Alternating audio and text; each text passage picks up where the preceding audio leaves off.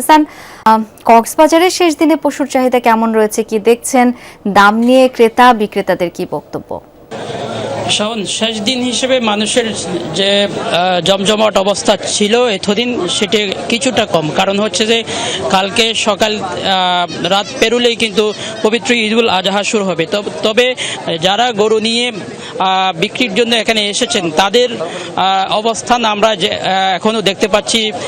বিশেষ করে কক্সবাজারের আমি যেখানে আছি এটি হচ্ছে কক্সবাজার পৌরসভার একমাত্র গরুর বাজার। এখানেই আপনি নিশ্চয়ই দেখতে পাচ্ছেন আমার সামনে যে গরুটি, এটি হচ্ছে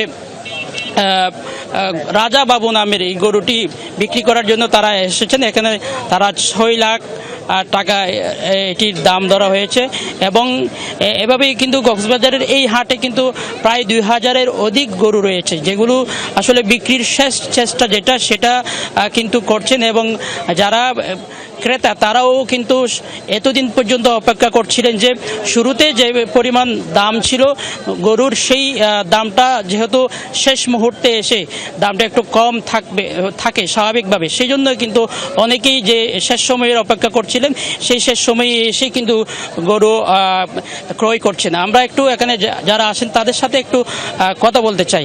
কেমন বিক্রি হচ্ছে একটু বলবেন? আলহামদুলিল্লাহ, কক্সবাজারের একমাত্র পশুর হাট এই কক্সবাজার কস্তুরঘাট পশুর হাট। এখানে গতকালও ভালো গরু বিক্রি হয়েছে, আজকেও বিক্রি হয়েছে, কিন্তু গরুর চাহিদা আমি মনে করতেছি গতবারের চেয়ে একটু বেশি ছিল, যার কারণে অনেক গরু থেকে গেছে। অনেক খামারিরা এখানে আছে। এখানে কিন্তু আমরা আশা করতেছি রাতে, এখানে কক্সবাজারে আবার রাতে বাজার হয়, রাতে তাদের কিছু যা আছে পশু বেচা কিনা হবে বলে আমি আশা করতেছি আর কি।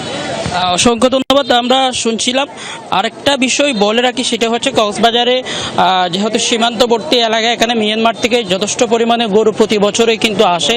এবারও কিন্তু এখানে যারা গরুর খামারিরা ছিলেন তারা কিন্তু একটা শঙ্কার মধ্যে ছিলেন যে এবারও মিয়ানমার থেকে গরু আসার কারণে তারা যে এতদিন ধরে গরু লালন পালন করছিলেন সেগুলো বিক্রির মধ্যে একটা বড় ধরনের ক্ষতিগ্রস্ত হতে পারে। সেই আশঙ্কার পরও তারা যে এবার কিন্তু মোটামুটি অনেক বাইরে থেকে মিয়ানমার থেকে যে গরু আসে সেই গরু এবার আসার ক্ষেত্রে প্রচুর পরিমাণে আইন শৃঙ্খলা বাহিনীর চাপ ছিল, সে কারণে এবার কিন্তু খামারিরা যথেষ্ট খুশি। হেসান, অনেক ধন্যবাদ আপনাকে।